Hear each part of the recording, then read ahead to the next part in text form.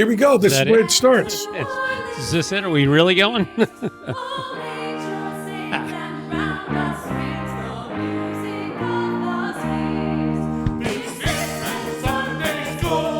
Brothers, sisters, siblings, welcome to Penn Sunday School, starring Penn Jillette. My name is Michael Goudeau. Randy Rich, Penn and I are broadcasting from our separate homes in Las Vegas.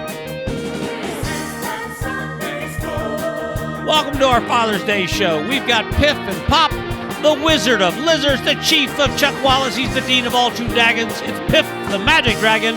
Happy Father's Day to all fathers. Here he is preaching love, Mr. Penn Jillette. Yeah, preaching love on Father's Day. Father's Day 2020.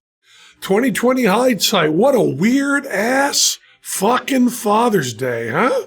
Jesus Christ. Why, what's going on? What's going on? What have I missed? I've been on vacation for 3 months. What have I missed? Piff Van Winkle. When I was about 35, I went home to visit my dad and my mom, and my sister was there to take a picture. And I stood behind my dad. He was in his rocking chair, and I stood behind him, and for an inexplicable reason, I held his ears. I held the top of his ears and held them, and stood behind my dad holding his ears.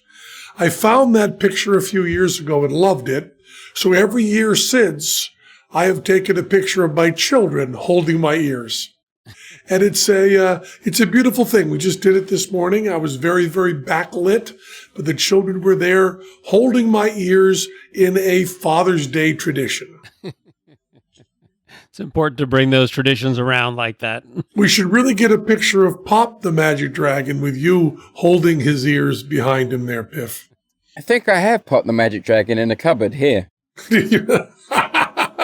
So I could send that image. Send the image of that. How are you this Father's Day, Piff? I'm okay. I definitely have a delicate balance. You know, I have a delicate mental health at best, and being away from all these people is doing nothing to help it.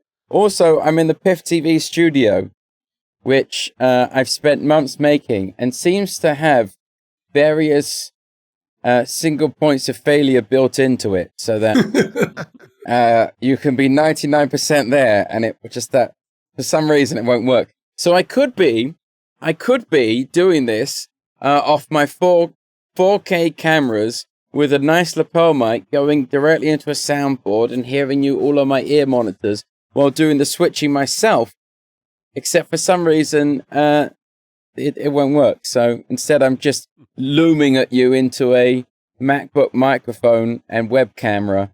And I got this last year. I bought a new laptop, a like 15-inch MacBook, and I bought like the top of the range one. 15. I thought you said 50. I was going to say, boy, that's a big lap. Yes, it's for you and 4 of your friends. You know, I handle the QWE side of the keyboard. Jay takes on the IOP side. No, I bought this like 15-inch, and then like 2 months later, they came out with a 16-inch laptop, and I couldn't get it out of my head that this was a better laptop. So in the end, and remember, I had a job at that point. In the end, I thought, well, I'll use my 15-inch laptop for some other purpose, like maybe I'll replace the Tor laptop with it, and I'll buy a 16-inch one for myself. And I've bought it, and it's the biggest pile of junk that it's supposed to have, like, the microphone on it. You're supposed to be able to record like an album on it.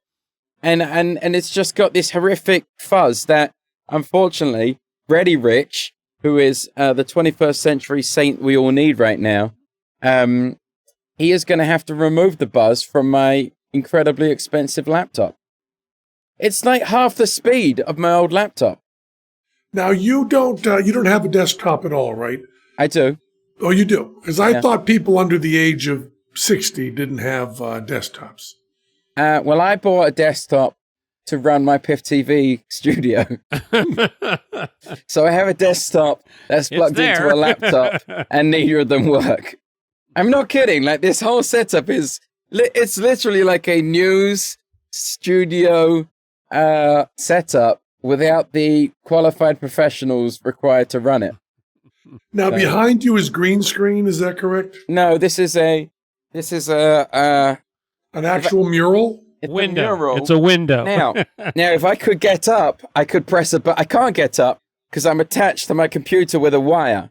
But normally, I would be on a headset and I'd be able to roam around the studio. So normally, I would be able to stand up and press a switch, and this mural would rise up and reveal a blue screen behind it. And this whole studio... What is that tweaking? That's just a little bit of Bach I'm playing behind you. Oh, you're playing it. Okay. As long as it's not my studio going rogue on me, then I'm fine. Then it converts into a blue screen studio. Mm-hmm. This is all I've done. I've kind of gone crazy in this lockdown. I've absolutely gone crazy. I built a one-man TV studio that needs two people. Needs two people. It doesn't. It needs one man. It just fails all the time. I'm really frustrated. It just needs a better man. It needs a better man. It really does. It really does. So, I don't know. That's where I am this morning. And how's your Father's Day been so far? I said hello to my father. Mm-hmm. And how do you communicate with your father? Via Zoom. By Zoom. And FaceTime. He's Zoom savvy? No, not in the slightest. Not in the slightest. You have to email him the link. Cannot text it to him, even though he's using an iPad, which has both facilities. You have to email it to him, and then there's a lot of him losing his temper when he doesn't think he can be seen. There's a lot of him like shouting at the screen. How do I make this thing work? Oh, these children. And then. What does these children refer to? Well, I've got two siblings. I've got my sister and a brother. Are you all Zoom together? We all Zoom together, which consists of my dad losing his temper and eventually figuring it out, which actually means he turns his camera off because he doesn't realize it's on. So he's like, oh, this blinking thing. Oh, wait, I've got it. Click. And then he goes. Is that the obscenity he uses, is blinking? He says blinking. He says bally. He says blasted. He does not curse. What's bally? I don't know. It's a swear word. It's a swear word for him. Use it in context. This bally laptop is not working. So they all begin with B. Yes. So he's avoiding saying bloody? Is that because bloody in England refers to the blood of Christ? Is that right? I don't know whether you're correct or not. I just know that it's a mild curse word. Mm-hmm. So he uses other words to curse with, which I never understood, because they still have still doing the job of cursing. Well, you know, my mother and father also never swore. But did they use substitutes? Somewhat. My mother had a spider on the ceiling. Right. And she said, I let that spider stay alive. And then in the middle of the night, the GD thing came down and bit me. Right. So she's censoring it. I kind of think if you're going to allude to it, you may as well say it. Now, do you ever hear your mother or father, what's the strongest obscenity you ever heard them say in any context at all? I think bloody once. Mm-hmm. But I mean, really never. They just use these substitutes. And as time went on, I used to suggest substitutes to my dad for consideration. For example, there was a train station, I think it's in Surrey, and it's called Effingham Junction. Which I think is the perfect Effingham Junction. Oh, Effingham Junction. Would you believe this? Effingham Junction. He also used to say pig's ear. That was a good one. Pig's ear. So, we changed that to like goat toe. Oh, goat toe. Now, how often would he say like cocksucker? Nearly? Rarely. This is the other thing that's happened. I've forgotten how to speak. This isn't good for me, this lockdown. My children, and my mother-in-law is sometimes a little startled at this, my children say fuck like it's a color. Right. Yeah. My children are, 14 and 15. And at one point, I think I told this story, I was picking up my daughter at her school, and she was probably 7. And I was talking to my manager on the telephone in the car. And I said something about, fuck this. And my daughter said, Daddy, don't use bad words. And I pulled the car over and I said, listen, young lady, wherever I am is a free speech zone. You are going to this fancy overpriced private school because your dad has a show called Bullshit.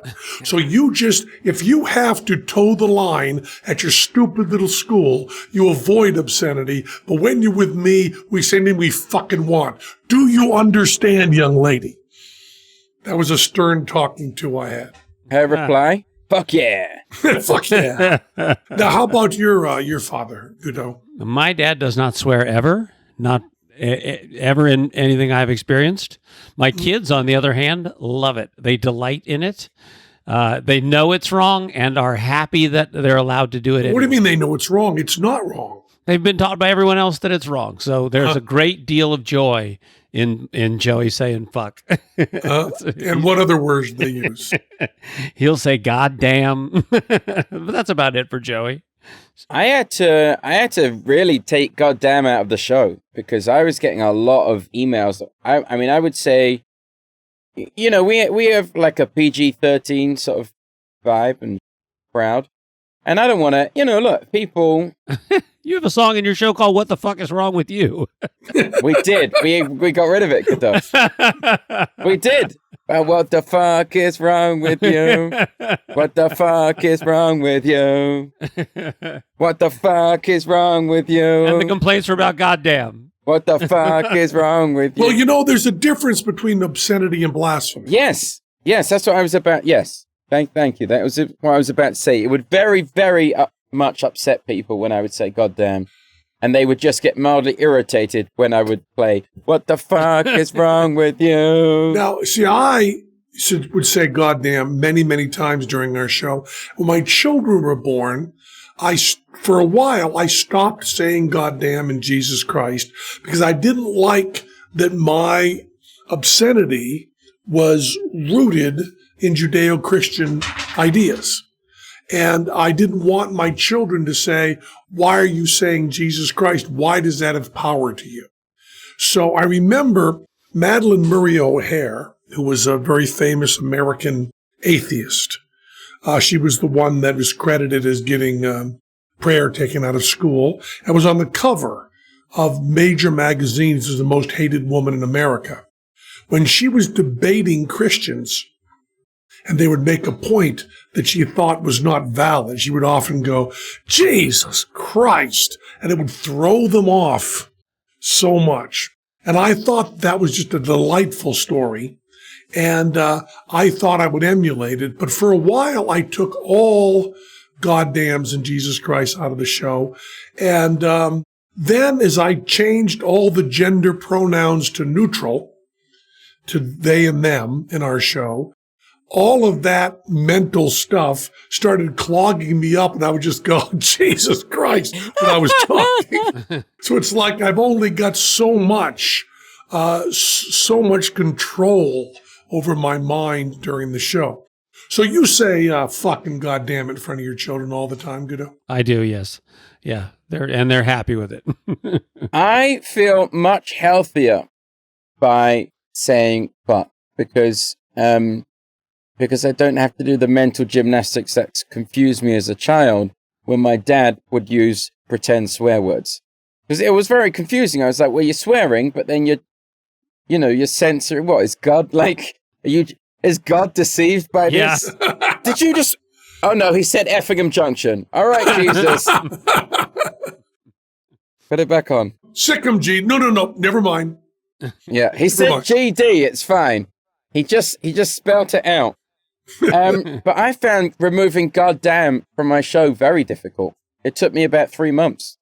Yeah. And have you changed your gender pronouns?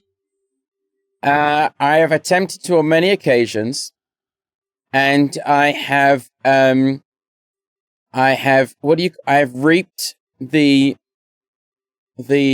rewards of my ignorance by not having achieved it so far, because on at least 2 or 3 occasions I have named somebody by the wrong gender, and I have been very, very disappointed in myself for not having adjusted already.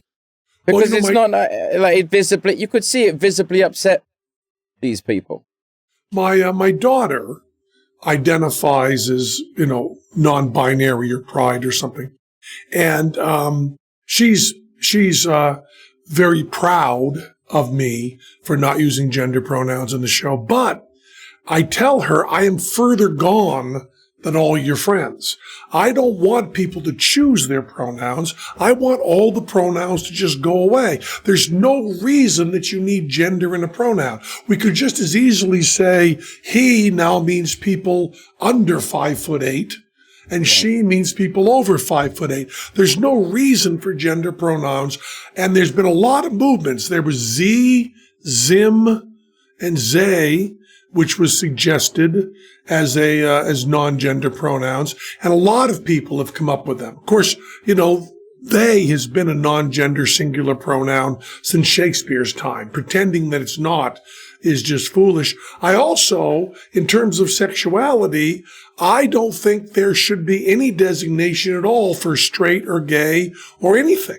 I don't think it's anyone's business how you identify, and I don't think it's anyone's business who you're sexually attracted to. And I also don't believe that people are just sexually attracted to one gender. Why would it just overlap that way? And it reminds me of Lenny Bruce, who would talk about how men would say that they were attracted to white women, but not African American women. And he would say, well, that's just nonsense.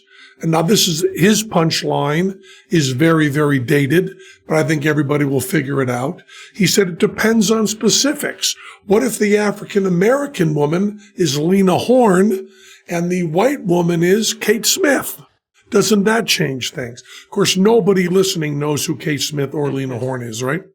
Now, Ready Rich, did your family curse in front of you? Early on, but when they got all Baptist-y, they stopped. Oh, your parents became Baptist as you were growing up? Oh, how did that happen? His family was Christian Scientist and voodoo witch doctor. What? They didn't go to the doctor. They went to medicine men. Oh, voodoo, okay. And her family had been a victim of Oral Roberts. The brother died of cancer after a faith healing. And did that make them throw out Oral Roberts? They went further down the road to crazy. They went to Anal Roberts?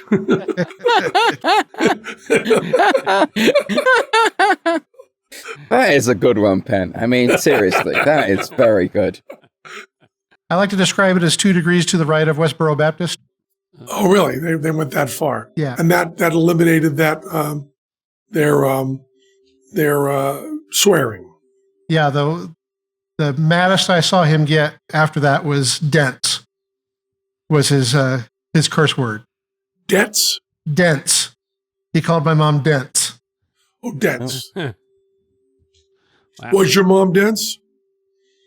She had backed into a car in the driveway. Ah. Well, then your father would certainly call me dense, because I've done that 3 times. Yes. And once calling it in advance. Once I said, I'm going to hit that car behind me, and then did. And the person who was the passenger was amazed by that. And I said, it wasn't that hard to predict. The car was behind me, and I was driving. It wasn't amazing in any way. I mean, you would not call that a good trick. I'm going to back into this car and then backing into it. I believe you did not fool us. Yeah, you did not. No, you would not fool us at all. And my sister, as my mother once said, without using the obscenity, your sister wouldn't say shit if she had a mouthful of it. Is what my mother said about my sister. But she did gymnastics around that to not say the word. I backed into a car with the beeping going. Yeah. Done that. Yeah, my It's like beeping was beep, going beep, too. beep, beep, beep, crunch. Yeah. There's just some state that I get into when I'm like, what is that? Well, you I just are forget. a phenomenally bad driver. Terrible. Yeah. Well, but I'm a safe driver. What? I am. I'm a I'm safe sorry, driver. you have a bad connection. It sounded like you said you're a safe driver. Well, I haven't been in a big accident ever. Right, but that doesn't mean safe driver. It does. And also, there's a certain amount of chance involved. What's the definition of a safe driver then? Someone who knows that they're in their lane and where they're heading. No. No. Someone who's not been involved in accidents. I had a girlfriend in high school whose father was such a bad driver, it was terrifying. And he said to me, when I rode with him once and was appalled by how he drove, he said to me, the driver with the least control of his vehicle always has right of way. I used to have a car. When I first got to America, I got myself a Dodge Challenger. And the Dodge Challenger has the world's worst blind spot. You literally, even if you're just driving like, with your head staring at that position, you cannot see the cars overtaking you. So when I used to change lanes, I would indicate, I would look, but that didn't do any good.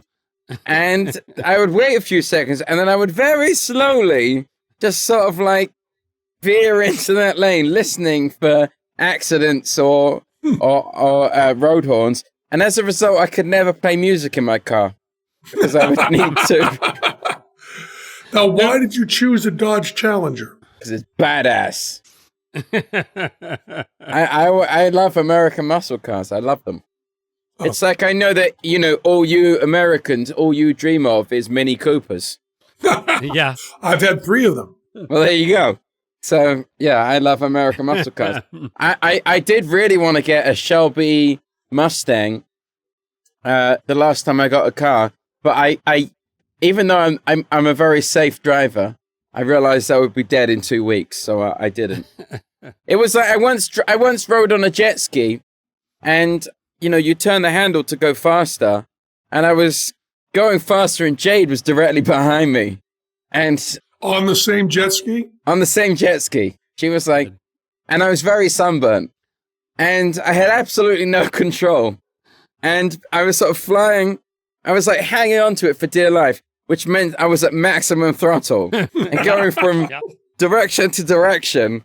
And eventually, I think at some point the momentum, like I ricocheted off Jade's ample assets and moved forward. And that eventually slowed me down. And she was like, wow, that was great. You're really good at this. And I was like, yeah, let's call it a day. Let's end on that high.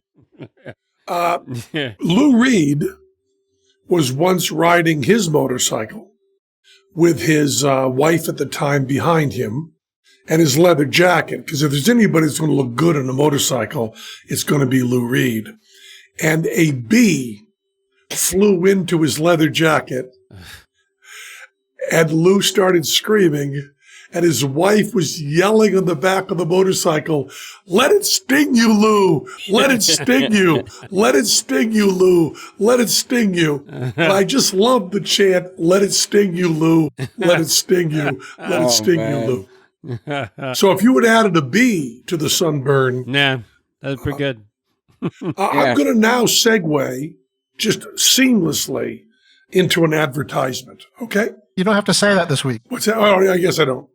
Now more than ever, we're all thinking about our health. But if you're like me, and you are, it's hard to even imagine going to a doctor's office right now. Thankfully, there's a practical and affordable way to take control of your health and get personalized care from the comfort of your home. Steady MD is your personal doctor online. It's telehealth done right. You start by taking a quiz to get matched with a licensed primary care physician who understands your lifestyle and your health needs. Next, you have a 1-hour appointment with your doctor to start a real relationship. After that, your doctor is available to you anytime by text, phone, and video chat. Unlike other services, this isn't a random doctor on call. Each SteadyMD doctor has a limited number of patients, so they have time to listen and give you personal attention you deserve. It's really a great idea. It is the way doctoring should be done right now.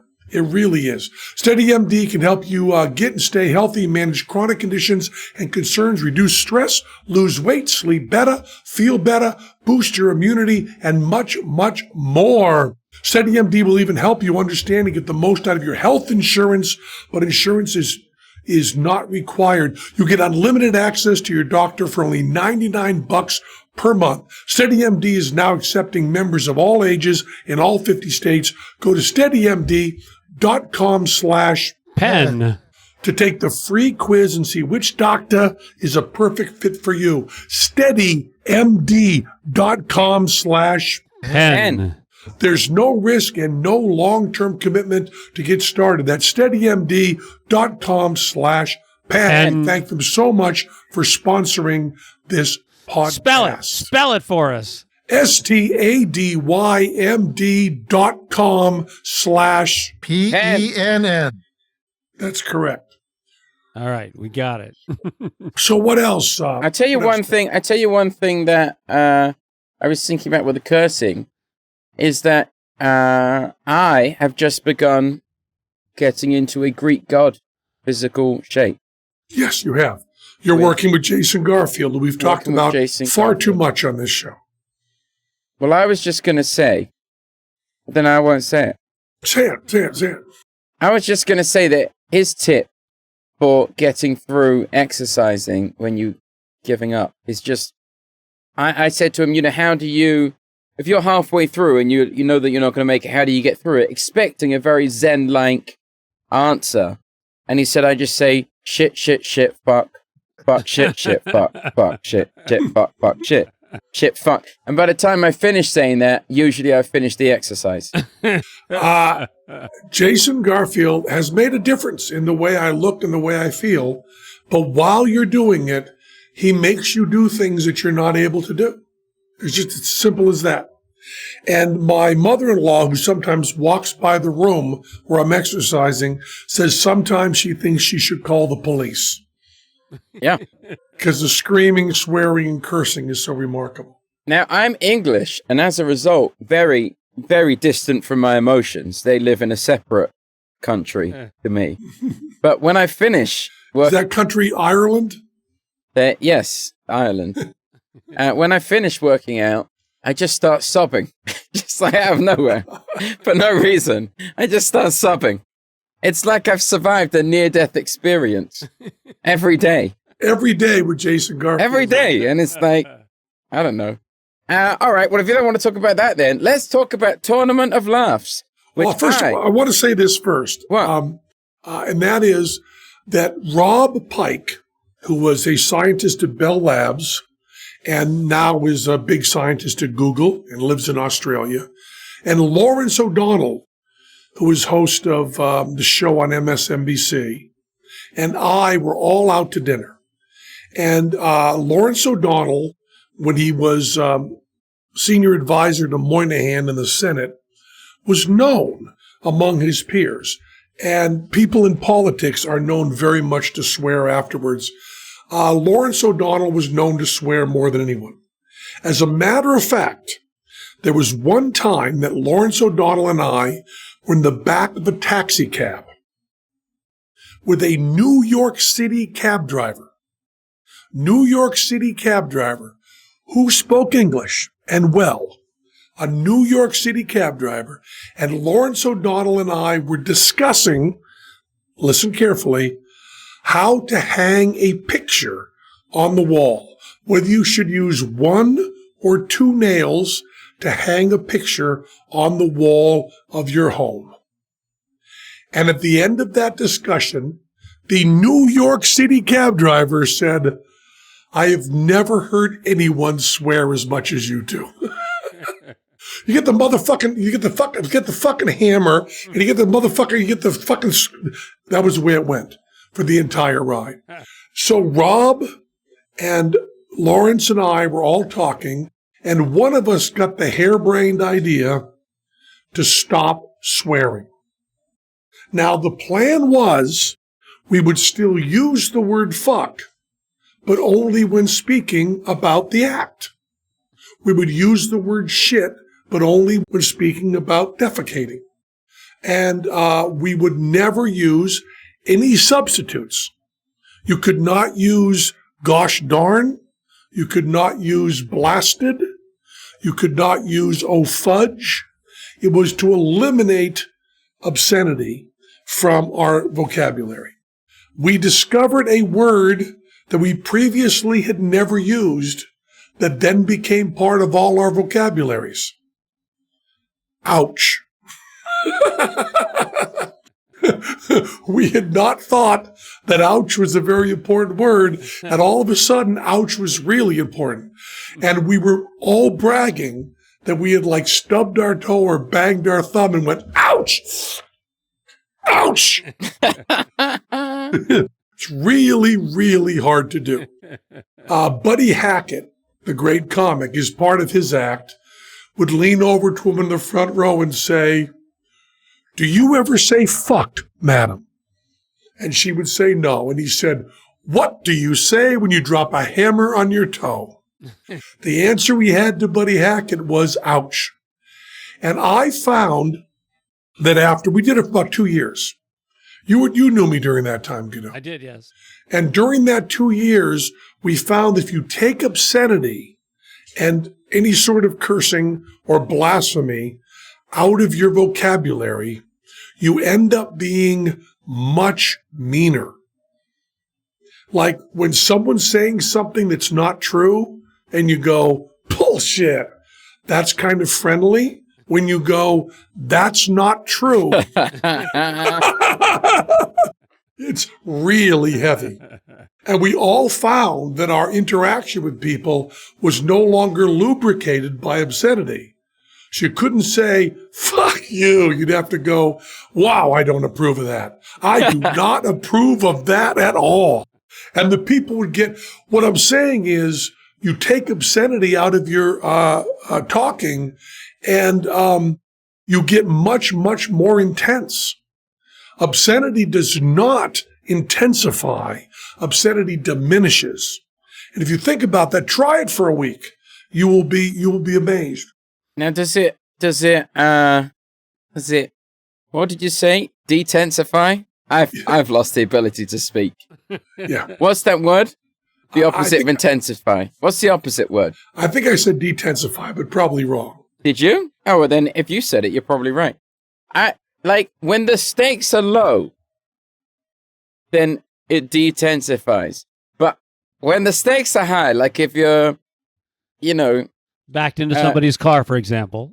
No, if you're in the middle of an exercise. No, if you're like, let's say life-threatening position, and you're like, oh fuck, and you go, oh ouch, then surely everyone would be like, what? And then everyone would be killed. You mean if there were paramedics around? I'm saying if you're in a war zone, right? Okay, you're in a war zone and like you're sneaking through something, and then somebody sees you, and nobody can be like, oh fuck, we got to kill that guy, right? If you went, oh, whoops, then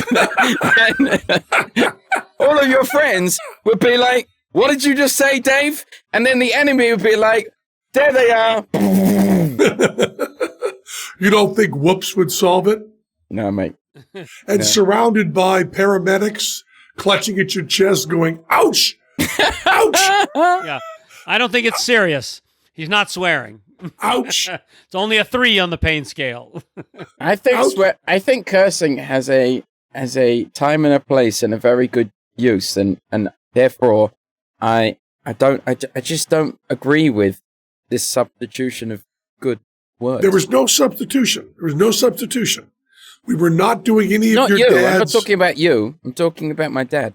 Effingham Station. Effingham Junction. Pig's ear. I don't know. My dad was able to communicate pretty well without obscenity. Never lost his temper? My dad did not have too much of a temper, no.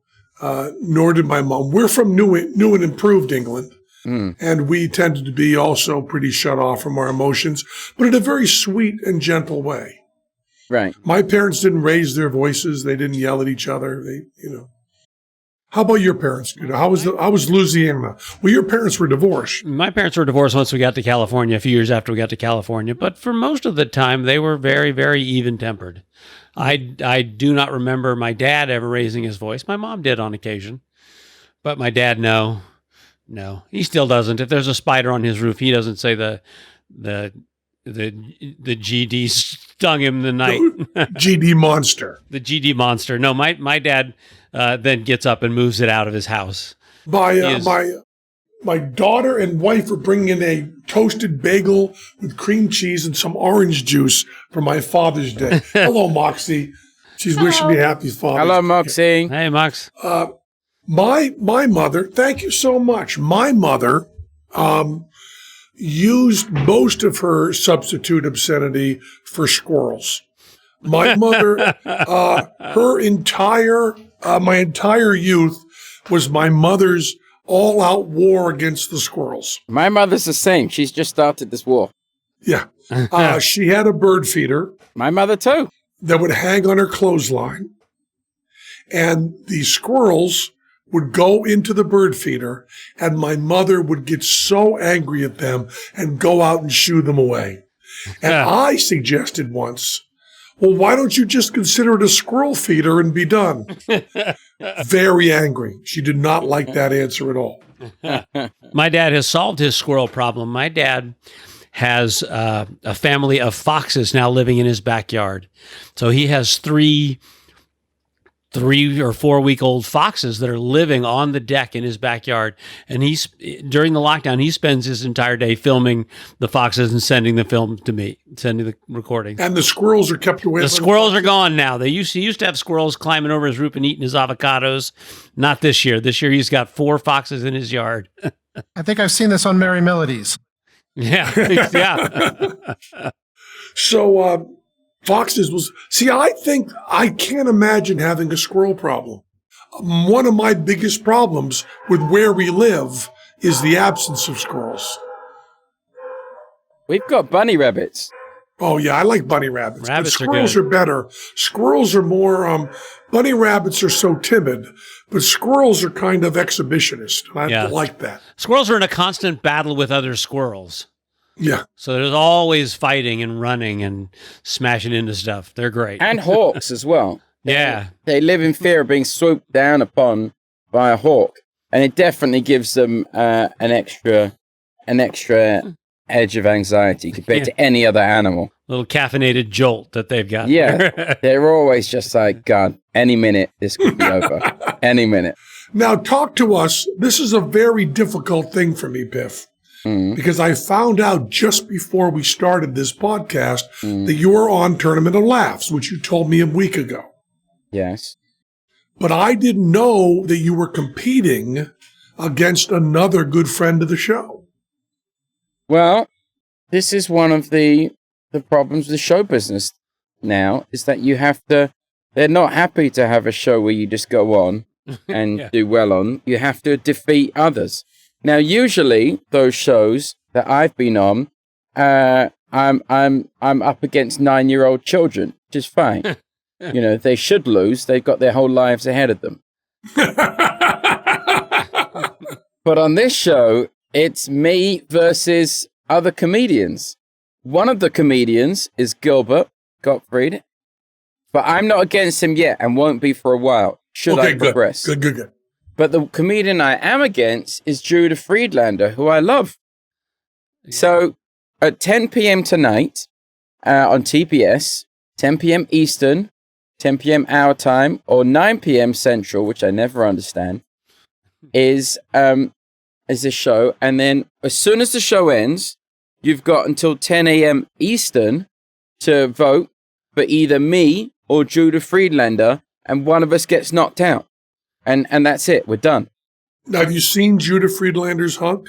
No. The other thing about this is that you have to make your own video all by yourself.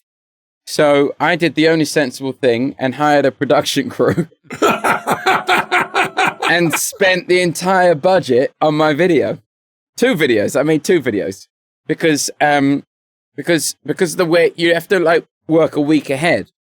So just because of the time frame involved. So if I get through tonight, then I get to make a 3rd video, which may never be seen. But currently I've made 1 video which will be seen tonight at 10 p.m. and 1 video which may never be seen, which is a shame if I don't get through, because I managed to persuade David Copperfield to do a cameo in my 2nd video. And I'm very, very concerned that all of the effort it took me to persuade, he was very nice about it, but all of the effort and the lengths that I went to will be dashed by the public vote. Now, am I allowed to say that I have seen these? Sure. I've seen these. We don't care anymore, do we? It's Just on like tonight contracts. at 10. This will be on after it. Yeah. I don't care about contracts anymore. I'll sign anything. And yeah, let's talk about anything you want. Okay. Well, I've seen these 2 videos. Yes. And I am, as we said earlier, from new and improved England. And you know that I'm pretty much apt to go, that's funny, instead of laughing. Right. But I laughed out loud at these, sitting alone at my computer. They are really funny. I will tell you that you will win against Friedlander. No doubt about it. Really? No matter how good he is, because you are fabulous. And I will also tell you, you will lose against Gilbert Gottfried. I hope so. Because anybody would lose to Gilbert Gottfried. Because there's no one funnier. The other thing is that, and I know that you feel the same. I would never want to win against you, and I know that you would never want to win against me. No. It's just like, it's just opposite of how I want to live. This friendly competition does not work for me. No. As a matter of fact, Jason tried that. Jason said to me, you've done a 3-minute plank. Me? And no, Penn. Oh, right, yeah. You, Penn, have done a 3-minute plank. Jade is coming after you. She's going to do longer on her plank than you have. Right. And then there was a long pause on the FaceTime, and he said, that competition thing means nothing to you, does it? I said, no. All I was thinking about when I thought about that was not, boy, she's not going to beat my record. No matter how long Jade goes, I'm going to go longer in my plank. What really went through my mind was, when she's doing a plank, do her nipples touch the floor? That's what I was thinking. I don't think they do, because she has sports bras. I see. She only has one, though, because it's apparently very difficult to find a good bra. You know, you could set it up like the dentist checking for if your teeth are too high, a little bit of carbon paper on the floor. I just rubbed the carbon paper under. Yeah. I like competing against myself. I don't even like that. I like trying to get better at things and trying to go, oh, I achieved that. But other people are not interested. That's different than competing against yourself, though. Just trying to get better. I think it's a little different. What's the difference? I guess there's none. There's no difference. I guess there's no difference. What Jason does is he has found that when I am absolutely done, if he goes 10, 9, 8, I will go all the way to 0. Right. Even to the point that he's now going, and I caught him at this, because I thought it was some sort of weird mind thing with drugs going through me, was that now I've got donuts. I've got donuts and bagels. And I caught him doing this, which I thought was an illusion of my mind, and then I caught it. He was going, we got 10 seconds to go. 10, 9, 8. And I said, you're doing, 3 seconds for every second? He said, yeah, because I thought we'd get an extra 10 seconds out of you that way. Yeah, he's sneaky. He does it also. He counts down and then he starts again. Yes. He does that as well. But it's a very weird concept this exercise is to me, because I'm used to just trying to achieve a goal once and then move on with my life. Yeah, that's what magic is. Right. It's like, hey, I'm going to learn this one thing, and then I'll be able to do that, and I don't have to worry about it again. Where this is just, it's like the goalpost is moving. Yes, what Jason said to me was, I do a 1 minute plank. And I said, oh, you just do 1 minute. That must be fairly easy for you. He said, with 90 pounds on my back. Yeah. So it's just as hard as it is for you. I just don't like any sort of goalpost that moves. Well, it's like, it's not a goalpost in that case, is it? Right. No. It's just a post. And the idea of exercise is it will always be just as hard. Oh, I'm getting depressed. Let's talk about Tournament of Laughs. Okay. So what if people watch this? What are they? Well, they're not going to watch it because there's only like a small number of people listening now who will all vote for you tonight. How do they do that? Yeah, that's the only thing that matters. They go to tournamentoflaughs.com, or they can go to votepiff.com. That's right. I've resurrected it. Votepiff.com takes you to Tournament of Laughs, and you can vote for me to beat Judah Friedlander in order that we can see the next episode with David Copperfield. And after that, I don't care as much. Though it's the Copperfield one is very, very good. Yeah, I just want to get that Copperfield one on air, because the thought of having to look David Copperfield in the eye, knowing that I asked him to do a cameo and it didn't get shown, is I can't. That's worse than exercising with Jason. I'm really gonna cry there. So yeah, they can do that. And last year was, of course, the year of votepiff.com, where I won Best Headliner, Best Comedian, and Best Magician in Las Vegas. And after doing that, I then decided that I didn't want to be a part of those things. So I resigned from that competition this year. You know, the Best of Las Vegas one? Yeah, we resigned from it. So you can't. So if you enjoyed votingpiff.com last year, this is your one and only opportunity to do it, unfortunately. Well, they want to rocket you up the charts. Who else is in this show? It's everyone. Really Margaret Cho, Jeff Ross, the Sklar brother. Like, it's crazy. It's like all really great comedians who you just want to see material from. And instead, you just have to Sophie's Choice your way through. Sophie's Choice, exactly right. Now, when you did The Apprentice, that was audience vote, right? No, it was a capricious, crazy person. You may not remember him, but his name was Donald Trump. At no point was it audience vote? Never. It was never audience vote? Well, there was some stuff like I designed an ice cream, and so did my competitor, right. And that ice cream was for sale in the country. Right. And they were tallying who sold the most. Oh, okay. And they had to lie because I sold so much more than the other person, and Donald Trump didn't like me. Right. So they had to not give the figures. So he never announced the figures. He just said, Penn sold a lot of ice cream, and so did Trace. Yeah. That's he funny. had bar fire Penn, so. Yeah. Yeah. But the thing, I like those sort of things because you can blame it on, I mean, in your case, you have the ultimate scapegoat. But, whereas when it's public voting, there's only one person to blame, and that's the general public. And you don't want to turn against them. And it's also, But also, when I was on Dancing with the Stars, that was public, was it? Which was, well, there were judges and it was public vote. Right. You could also say that they had somehow stacked the deck or cheated. And what they did was, on Dance with the Stars, this is very, very funny. I was making jokes on the press day about it. And the jokes I was making implied that it wasn't fair in what I thought was a comedic way.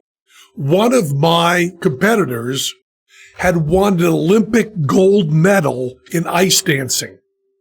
And I said that the word dancing was right in her Olympic gold medal. I was a magician. This was not Dancing with the Stars. This was Dancing Against the Stars of Dance. And they said, we don't want you making that joke because it looks like we're unfair. And you used the word unfair. I said, I used it comedically. And they said, don't do that. And I did it. And then when you went to the page to vote, it said, Penn Jillette, comma, outspoken atheist.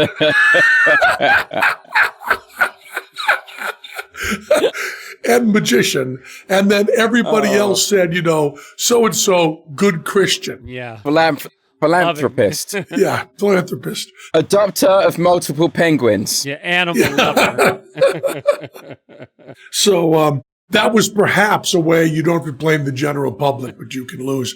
But I'm going to wrap up this show now because we have another one to do. And I have a bagel, donuts, and orange juice for Father's Day. This is not the usual stuff I will eat. And I want to wolf it down while we do the break and then start another show. Savor it, Penn. Savor it. That was Penn Sunday School. That was Penn Sunday School. Cha-cha-cha. What kind of bagel is it? You become naked. Beef. It's an a everything beef. bagel God. with vegan cream cheese.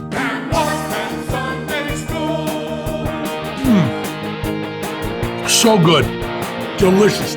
On Father's Day, I intend to eat myself sick. I ate myself sick on my birthday and then 2 other nights. Good.